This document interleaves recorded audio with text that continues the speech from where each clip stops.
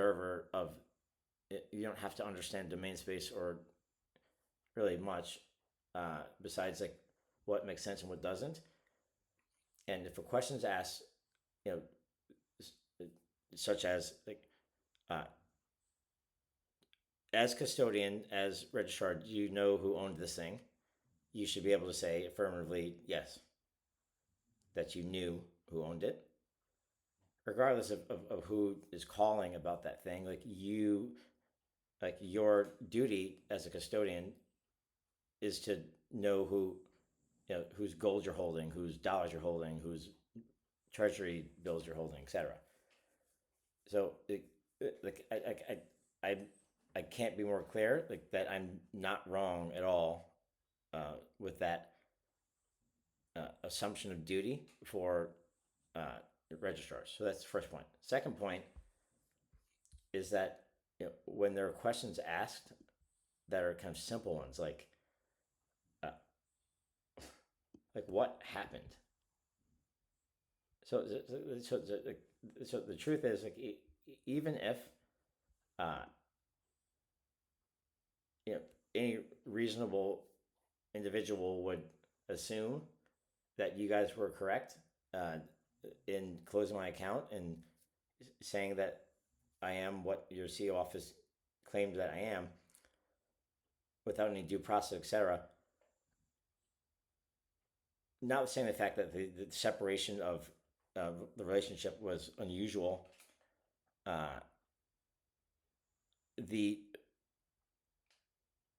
the biggest mistake that was made really has been made in the treatment of these assets that, like, still from a land lease perspective, in any real asset or digital asset landscape, should still be mine. Now, saying that fact, the biggest problem is, like, which is what I've been asking from the beginning, like, what's procedure, like who owns it, right? Like, if something's redeemed and considered to be premium and listed on exchange because it's valuable because of the efforts of the individual that purchased it or the entity that purchased it, which is like their loss if they, forfeit it or, don't renew or, whatever might take place. The the worst thing for a registrar to do is take someone's stuff and then, transfer it off market at an undisclosed price, right? And then potentially benefit on the other side again if it sells. For what I see, it is listed at $150,000 in the market. So potentially, I don't know what it was transferred for from GoDaddy to Spaceship. I don't know. I'll find out.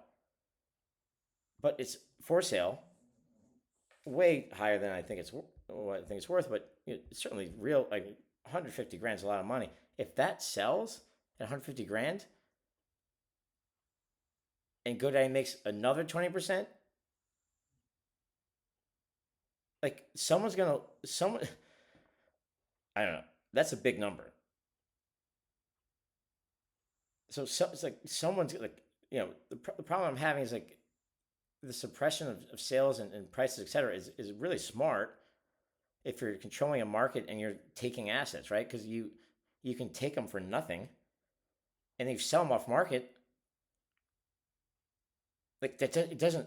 I mean, it's great if you can do it, but it doesn't look good if you're, forensically looking at, the behavior of a market, things that are valuable in question, like the owner is asking questions, isn't giving answers, and these things are moving without price outside of the exchange when you're in exchange.